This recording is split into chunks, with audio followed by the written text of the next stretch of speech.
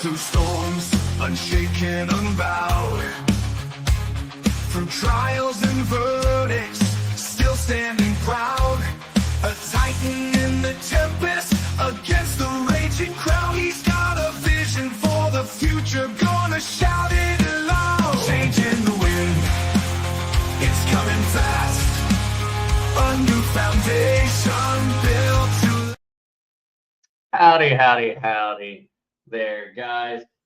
Impromptu live stream this Saturday. I was planning on releasing a recorded video, but unfortunately, the recorded video is not done editing. And so it was supposed to be done, but it's not. And so going ahead and jumping on to say hello to folks, because I know there was the announcement out there that there would be a video today, and unfortunately, that recording is not going to be available. But I am very excited for that recording being done because it's a comprehensive breakdown in a really clean way of our last Friday's stream.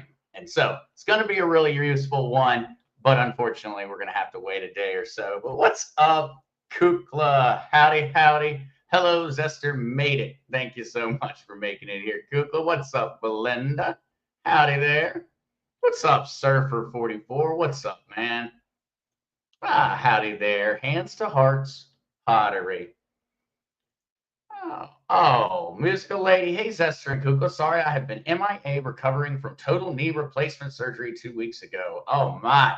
No, totally understand, musical lady. I hope that the recovery is going well. Do not worry. I'll let you have an extension on all your crypto homework for a little bit of time, musical lady. I feel like a total knee replacement might be a pretty good excuse to get a few extra days. Oh, thank you so much, Kukla. Thank you so much. And well, it may be nice. We may have an opportunity today for folks that can't normally make it live, and so they can't normally ask questions. Today's going to be that little chance for those that were able to jump in. What I will say, though, as some folks jump in, there is something that's particularly exciting news that I do want to share with everyone because this is really, really big. And folks, well, I don't think many folks understand what this means and why it's so important. And so this happened literally a matter of, I think it was like late Thursday, essentially. But U.S. regulators, FDIC and CFTC eased crypto restrictions for banks and derivatives. New guidelines came after the FDIC removed the reputational risk category from bank exams.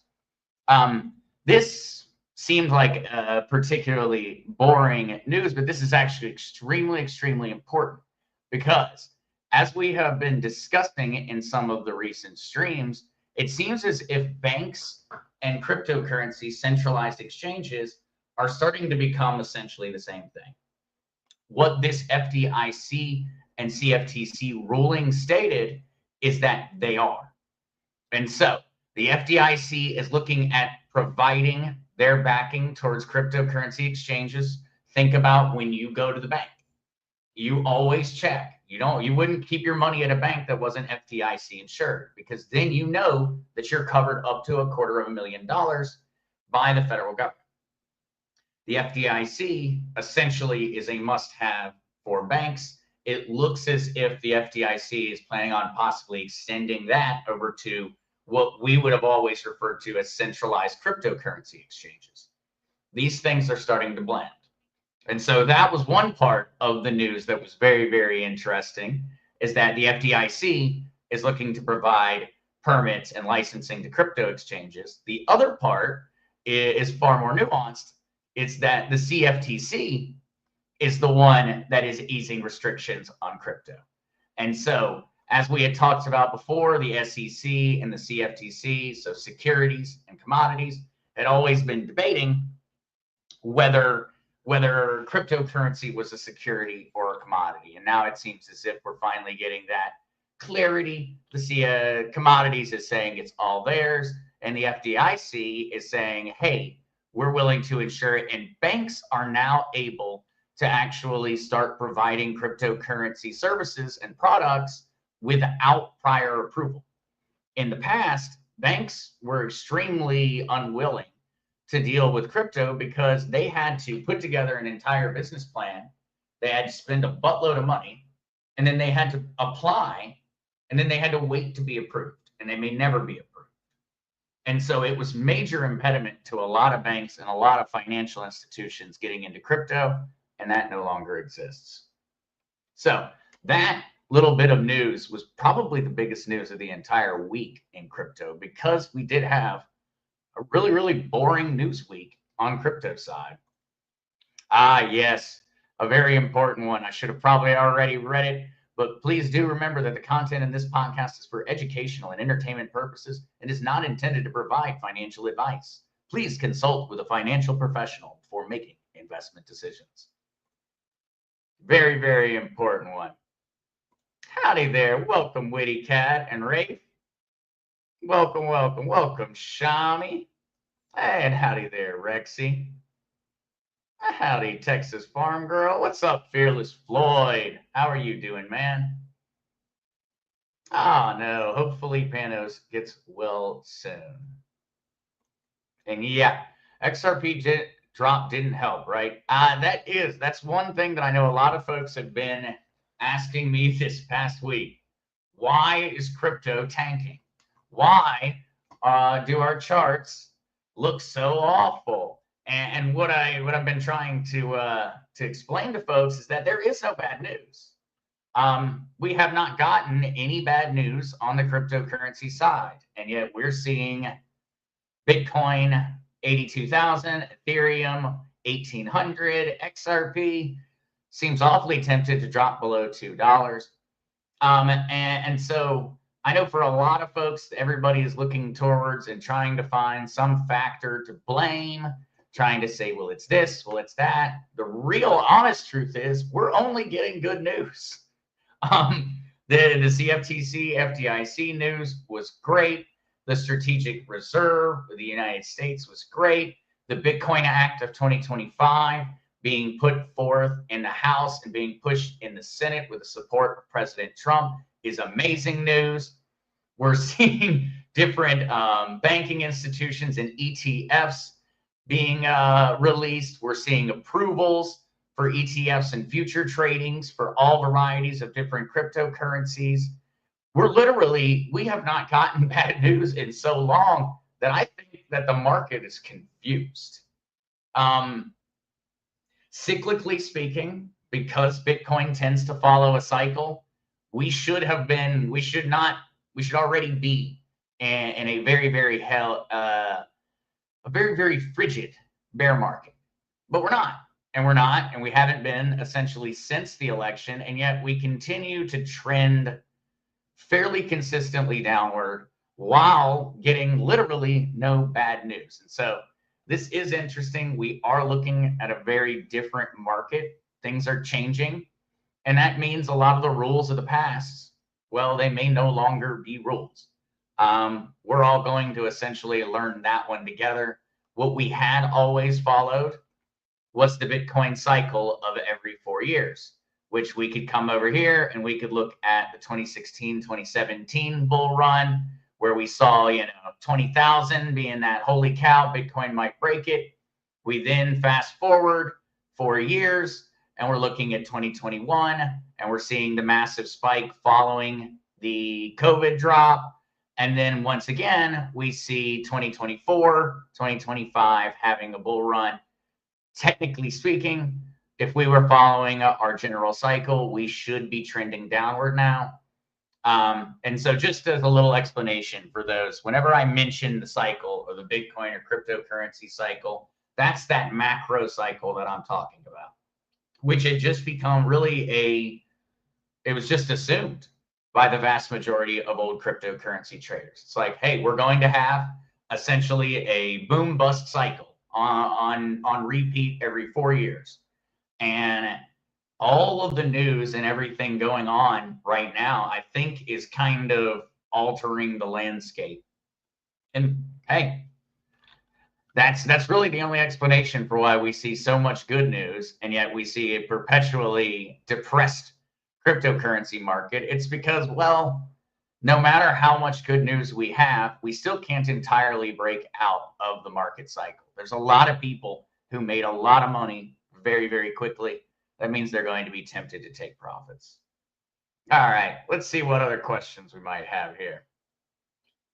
Hey, what's up, Speed Racer?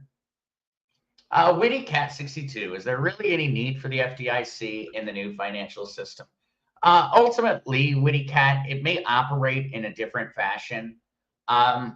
It may not operate in the same way that it does. It may have a new name, but I think we're still going to see a general desire from the average public to have a federal backing or a federal insurance. Do we really need it? Hopefully not, assuming every part of the system is enabled in the way that we know it can be.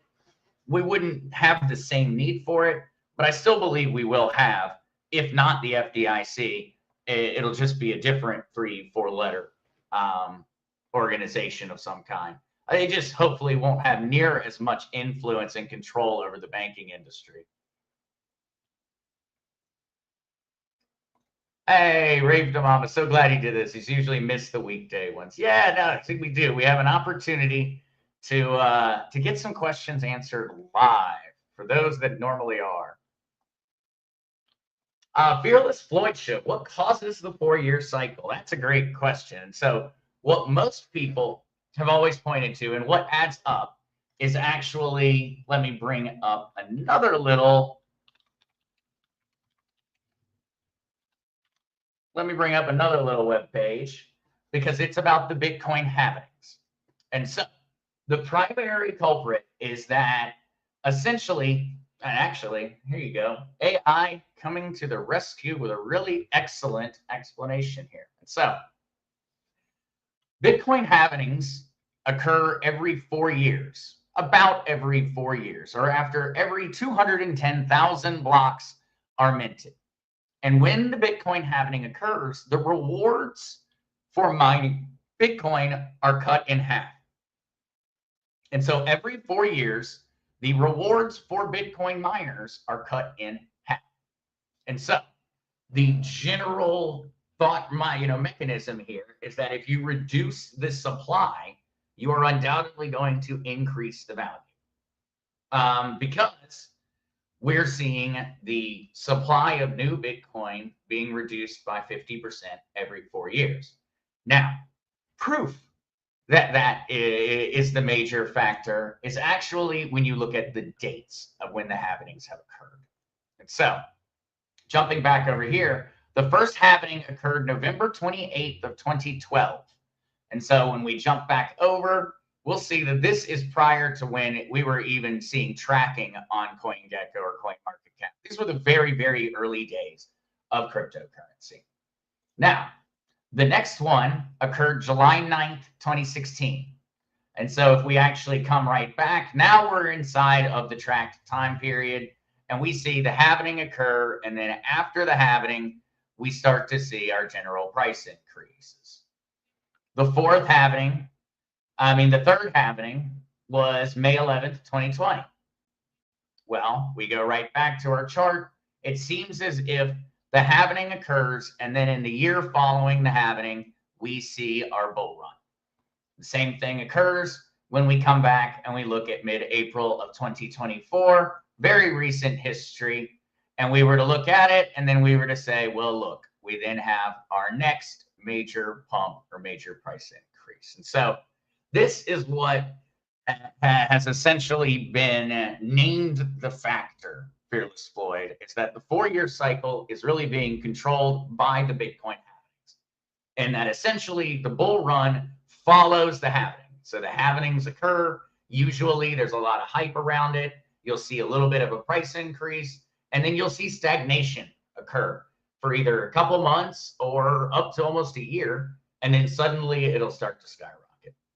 The argument is that the miners themselves are now fully incentivized behind raising the price, and that the difficulty to solve these blocks or to be a miner, that it rises at the same time, and essentially, rising tides all ships.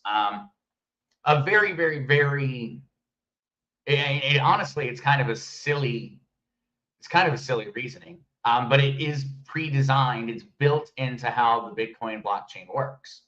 And so no matter what, every 210,000 blocks that are solved, the rewards for mining Bitcoin will cut in half. Remember that the last Bitcoin will be mined in like 2140, I believe. So well over 100 years from now. When I say halving, Gary, what I mean is that the amount of Bitcoin you are being rewarded for mining Bitcoin is cut in half. It has been given the colloquial term of the halvening. I guess that's to make it sound more like a, like an 80s or 90s, horror film, the halvening. And so the halvenings are when the rewards are cut in half. And so that's where the term came from. All right. Yes, Musical Lady, waiting for ETFs for XRP, plus getting that official announcement from the SEC of Ripple case. Did you hear the rumor that SEC doesn't have to give the official announcement on X till August? Thoughts on that one? Musical Lady, I think that it's essentially a done deal, because not only did Brad Garlinghouse and Ripple Labs come out and make that announcement, a huge swath of other crypto companies that had been being investigated by the SEC all came out and said they got the same notice as well. And so I'm pretty darn confident that the SEC, that leak, or that those announcements would not have been made by all of these crypto CEOs if they weren't 99.9% positive that the official announcement would come out. The delay is BS. Of course, Musical Lady, I think that the SEC should have to come out and immediately state it.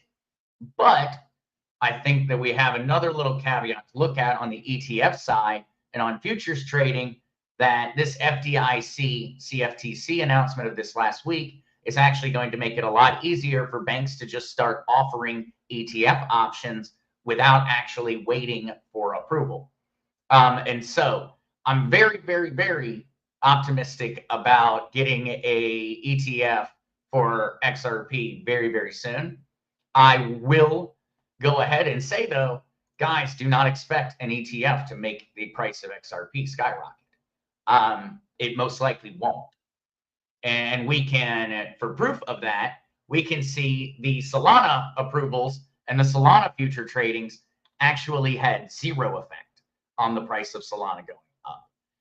As a matter of fact, most of the future traders were actually betting the price of Solana would go down.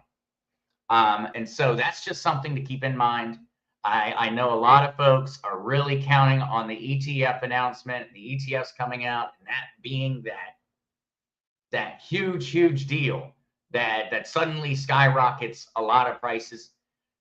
If we were to look at our examples from the other ETFs, you would want to be somewhat hesitant. What the ETFs really do is they don't actually provide really anything to the blockchain or to the product. What makes them very important is they provide ease of access for a lot of people that are not in the space. It makes it so those people who were never willing to have a cryptocurrency wallet, figure it out, or manage it themselves, they now have an avenue to invest and to have some exposure to the market. They are not individually owning and holding crypto. Remember that the company that is running the ETF, they are holding the crypto. It is important. It is a very, very critical step in the process, but I don't think that it's going to give us the results in terms of the price that we want immediately. Now, 6 months, a year after it's been formed, and we can then look and say, okay, look, there's $100 billion locked up in the ETF. That's where we're going to start to see a lot more of those price increases. It's going to be over time. It is very important. It is very, very important. All right. Yeah, musically, I think the market will break for XRP when SEC gives the announcement, hopefully. I think that we'll see a price increase, but I don't think we're going to see as much as we want. I don't think we will. Ultimately, with everything crypto going into the mainstream, now we're going to have to start seeing rubber meet the road. Now we need to see Ripple Labs tokenizing gold and silver. Now that we see this, we need to see RLUSD, the stable coin. We need to see Ripple Labs getting RLUSD accepted at major retailers. Those are going to be the things that start to really convey value in the market. It's going to be Amazon just announced that it's accepting RLUSD. That is going to be what the events we're going to be looking towards. JP Morgan is hiring Ripple Labs or utilizing the Ripple network in order to tokenize debt. It's going to start becoming a whole lot more fundamental. And that's a very, very good thing, but it's also going to be a bit of a change up. And I think that essentially a lot of these SEC cases and a lot of these different announcements, we need them out of the way, but ultimately they are just a stepping stone to the really important part of this whole process, which is the massively growing markets that Ripple Labs is planning on participating in. Expectations are that tokenized real-world assets will achieve a $10 trillion market by 2030. As of today, it may be a couple hundred million. Ripple Labs is at the forefront of that industry. That's where you start to see price tags for one XRP being very, very high, is when you start to talk about what if Ripple controlled and led a $10 trillion industry. Right now, it's a couple hundred million. Small potatoes in comparison to what it's expected to achieve in just 5-6 years' time. So I see all of the good news and I'm ecstatic about it.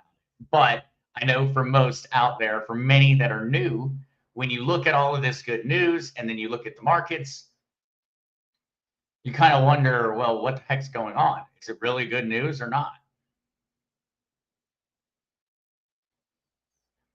All right, looking for more. Tamara Mudry. Hi, Zester. Hey there, Tamara.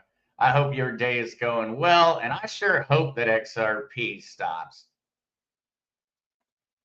Fearless Floyd Show. Banks adopt XRP or crypto. Would that make exchanges obsolete, i.e. Coinbase, Binance, etc.? That's a great question, Floyd. And what I think is becoming more and more seems to be what's going to occur, especially with this recent announcement from the FDIC and CFTC, is that a cryptocurrency centralized exchange and a bank are going to become the same thing.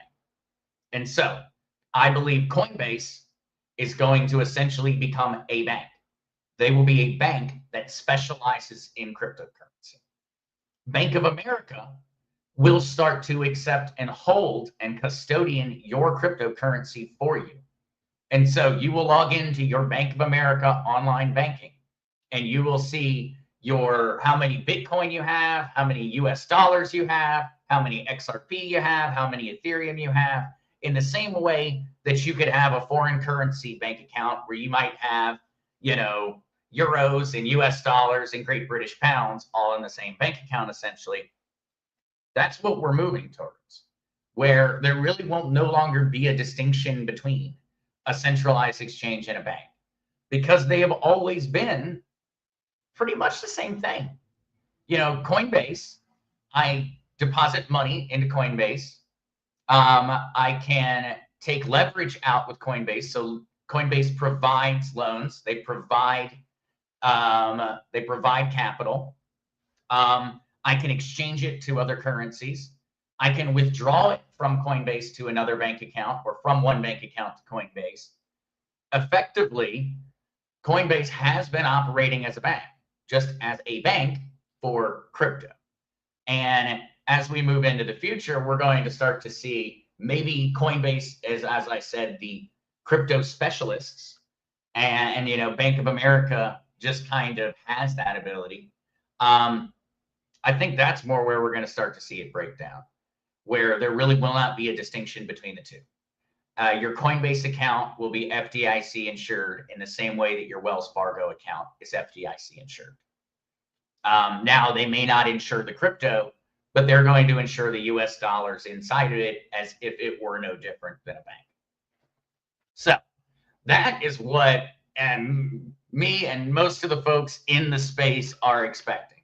And it seems very apparent by a lot of the news coming out that that's the vision of the Trump administration also. And it's going to be kind of weird to see who all survives. I think a lot of crypto exchanges that are centralized are not going to survive.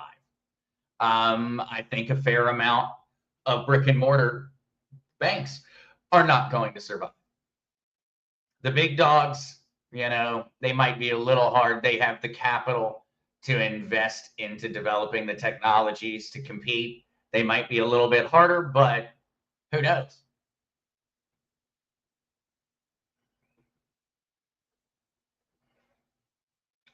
All right. Witty Cat 62. What event will have to occur before XRP decouples from Bitcoin?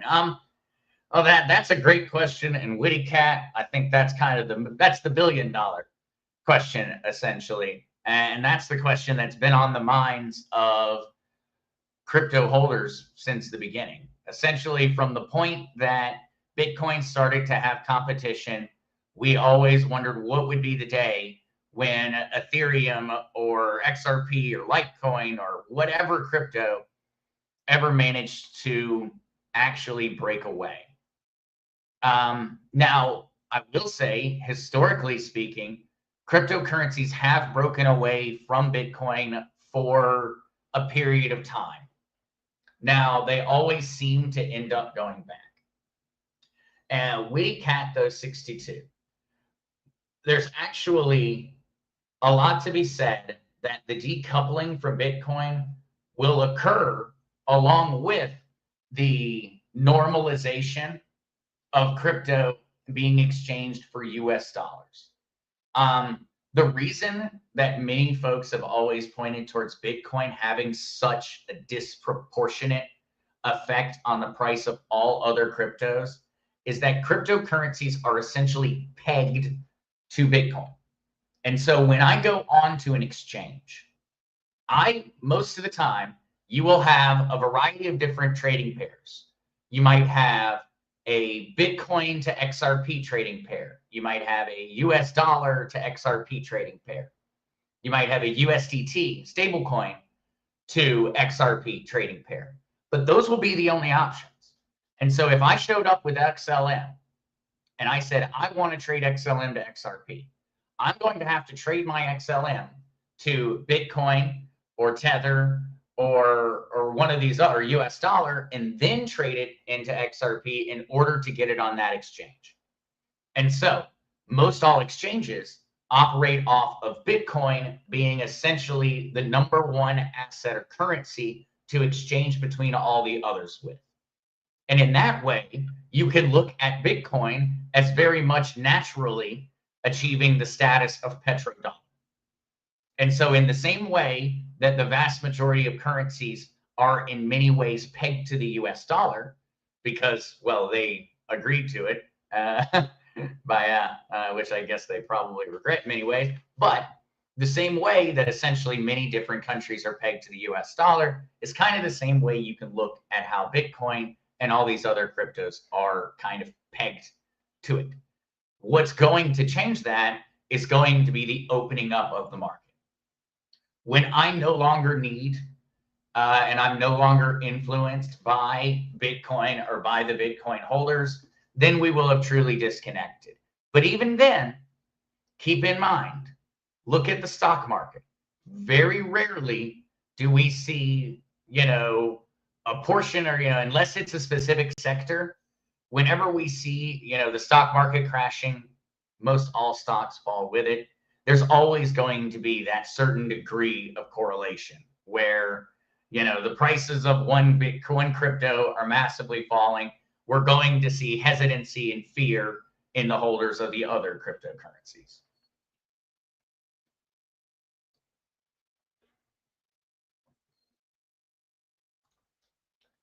Surfer44, Zester, I hold my XRP on Uphold and on Coinbase app exchange and on the Coinbase exchange. Thoughts on them being safe or switch to a cold wallet? I follow Rob Cunningham. He uses a credit card type cold wallet that is connected to your cell phone and uses your biometrics. Oh, my apologies there. I hope I got to the mute button fast enough. Surfer44. Now, I would highly recommend getting your crypto off of centralized exchanges, off of Uphold and off of Coinbase. That is, to me, a tenet, essentially, of cryptocurrency ownership, self-custody.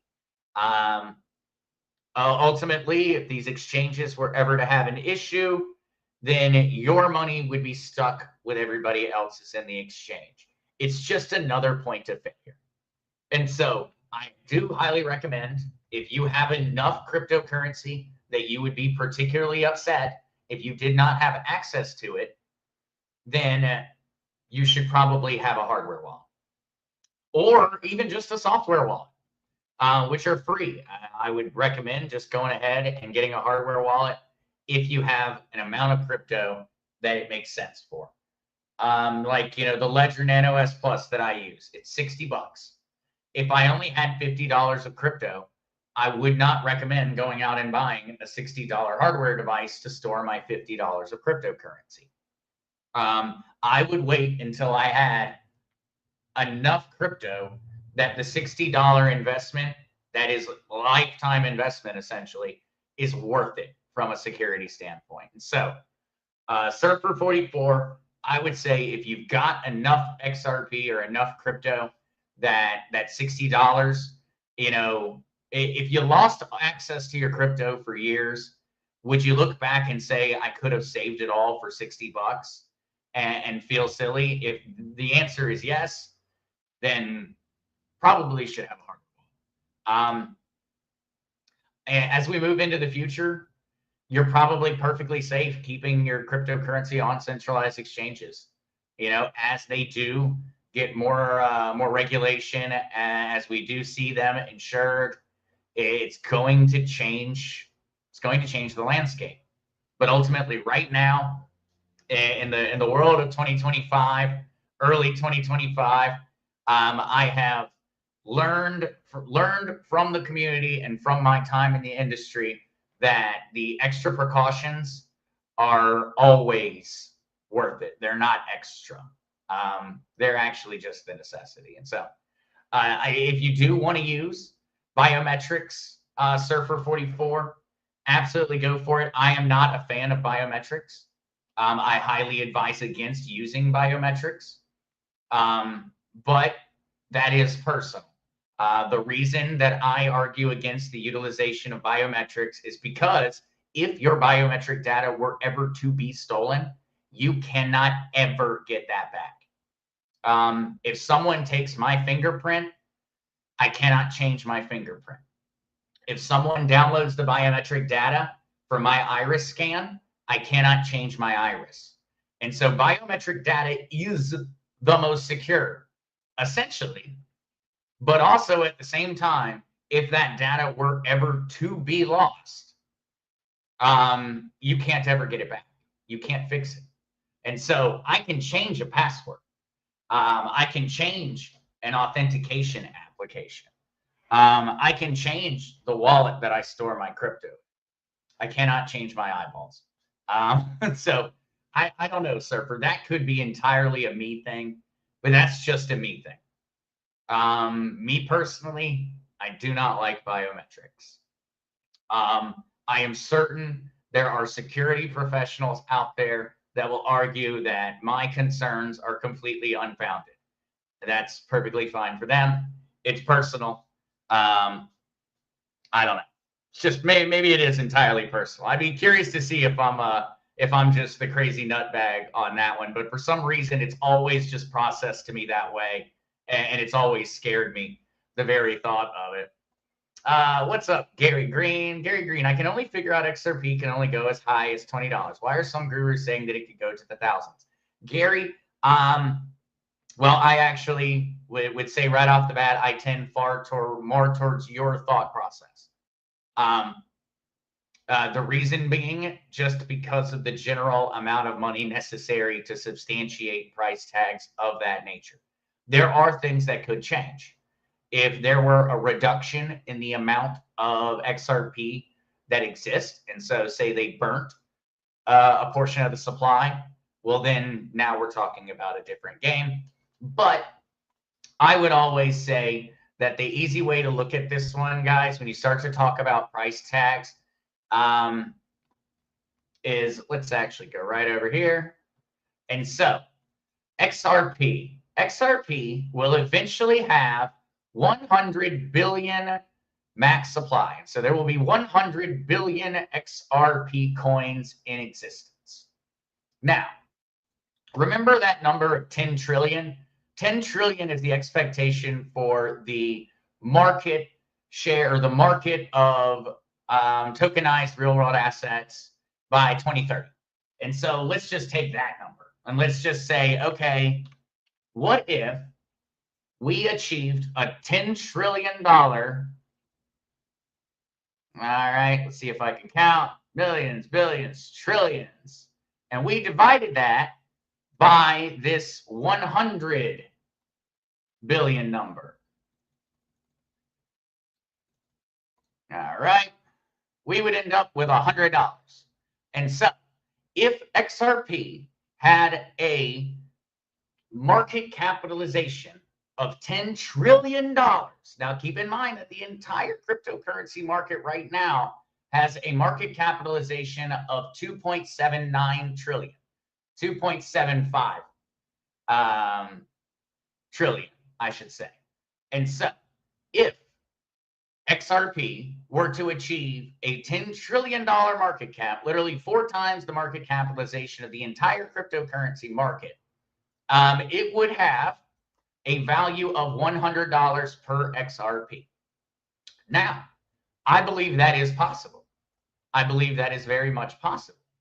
But I highly doubt that XRP is going to take 100% of the market share, or that all of the analysts at JP Morgan and such are going to be exactly right on how large the tokenized real world asset market will be.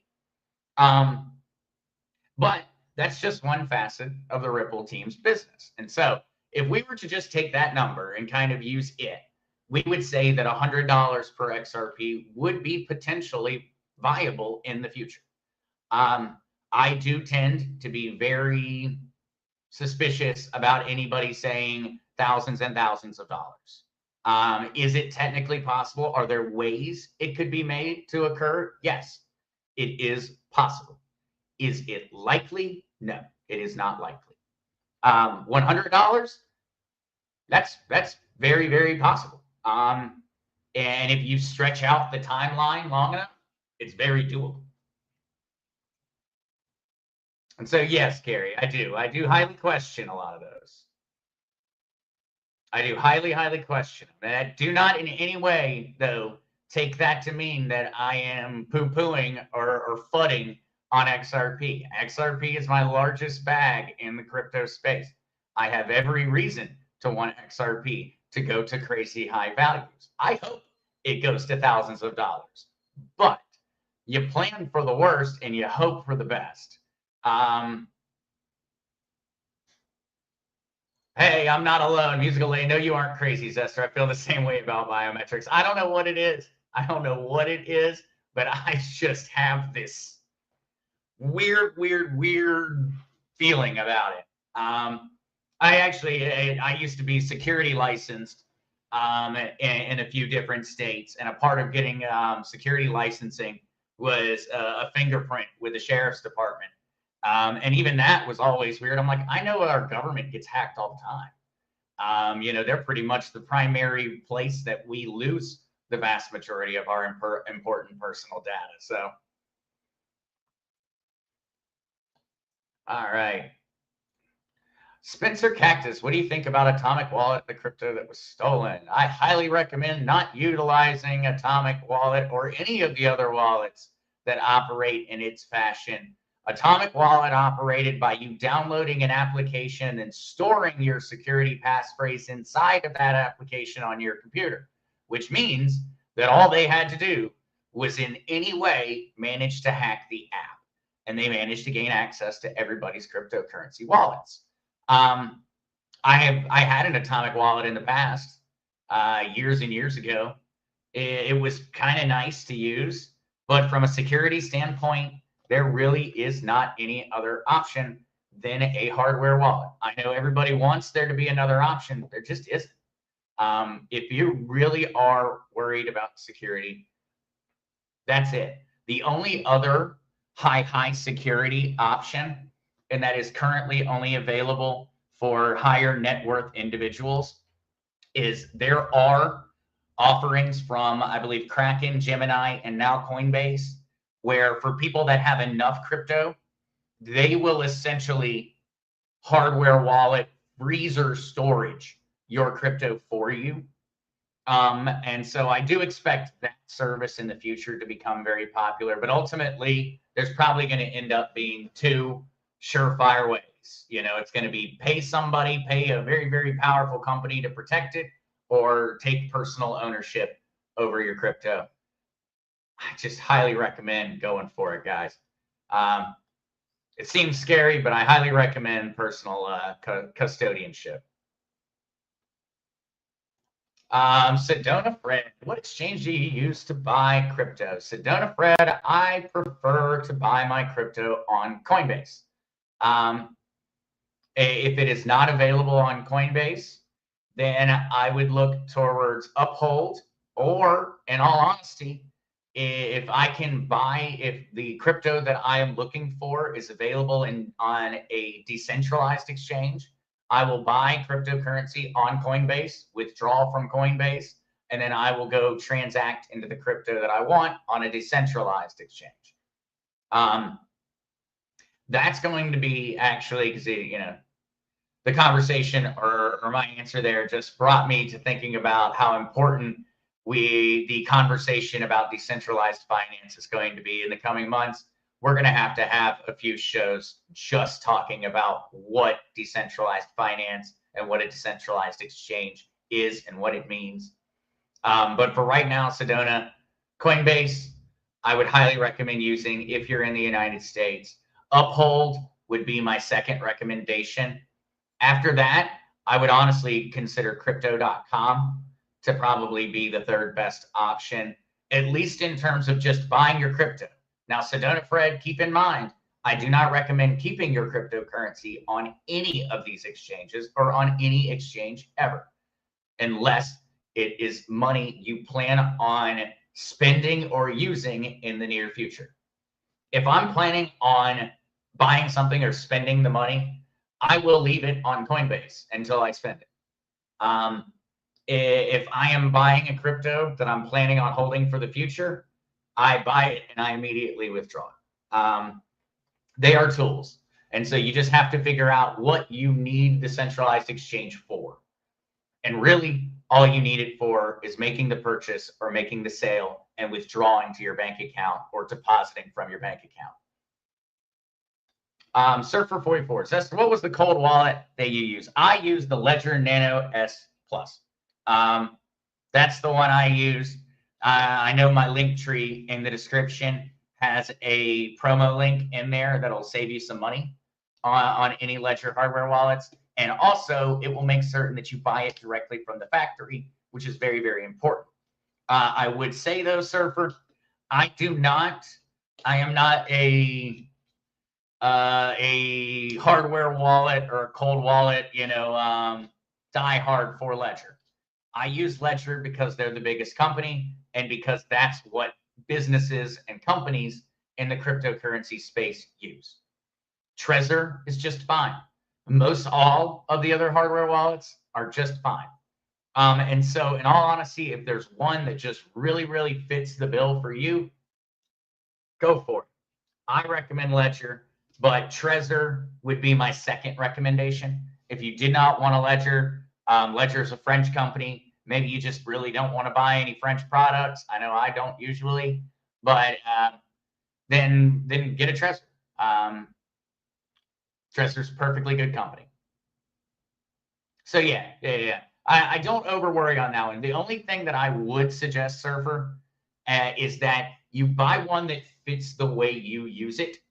And so, like with the example you used of the card one that connects to your phone, that means that that card has a battery in it and a Bluetooth connection.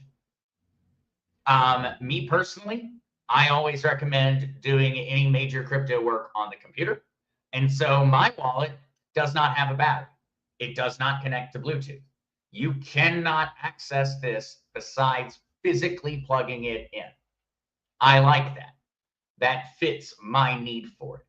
And so if you're planning on using the computer and you're not planning on doing everything on your phone, then you're probably just fine getting one of these. You can also get a cable that allows you to connect it to your phone in case you ever did have some kind of emergency where you needed to.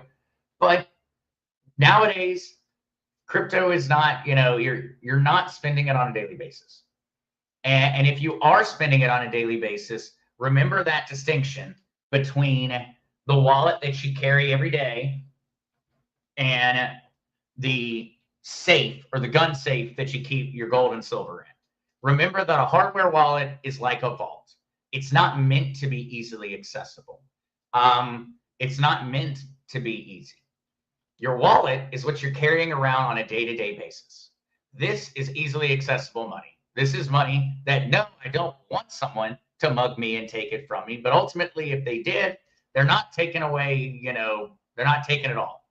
And so you don't walk around with all your money every day. And so if you do get a hardware wallet that connects to your phone, do not walk around with it. I don't see the purpose of having a hardware wallet that is connected to a phone. I just don't see it. Because ultimately, are you going to carry your hardware wallet around and your phone around all day long, essentially painting a gigantic X on your back? Or just having an accident? What if people lose their phones all the time? And so you lose your phone, and your phone is your access to your cryptocurrency. I don't know. I don't do it that way. So I always recommend, keep these things separate. And keep in mind that when it comes to a wallet, those are free. MetaMask will run on your phone for free. Trust Wallet, I hate Trust Wallet, but it's free. Phantom Wallet for Solana, it's free. Your money that you're planning on spending on a day-to-day basis, use a software wallet on your phone. Put $500 in there and go on a shopping spree. But keep those things, keep it in your mind that they're separate. Get a free app if you want to carry your money around. If you want to keep your money for the future, put it on hardware wallet. But yeah, hopefully that did help. All right. All right, guys. Any more questions? Now, thank you guys all so much for joining out of nowhere on a Saturday. I know it probably caught a lot of folks off guard being live here out of nowhere, but no, thank you guys so much for joining. Yep, Sweet Jay. Now, see, that is what I have worked with people who do this. And so Sweet Jay says, I bought a phone for those things that I don't hold personal conversations on. That phone stays at home locked up. If you do have a cryptocurrency wallet that you do need to use a phone for, I think that's the perfect solution, Sweet Jay. That to me is perfect, because you're keeping your bank vaults in the vaults. And so I think that's a great idea, Sweet Jay. That's perfect. And that is for those that have a lot easier time using a phone than they do using a computer. I think that is the literal best way. If you are just not going to use a computer or a laptop, but you want your crypto on a hardware wallet, I think that that is essentially the best way you could ever do it, Sweet Jay. I couldn't think of a better one. Gary Green, I was looking for a basketball game and saw your broadcast was live. Oh, yeah, I do have to say, go Duke. Go Duke. I don't know how well we're doing, but hopefully we're still doing well. I haven't had enough time to keep up with it this year as much as I'd like, but all right. Thank you guys so much. I will see everyone again on Monday, 6 p.m. Eastern Standard Time, right here, same place. Love you guys. Talk to you soon.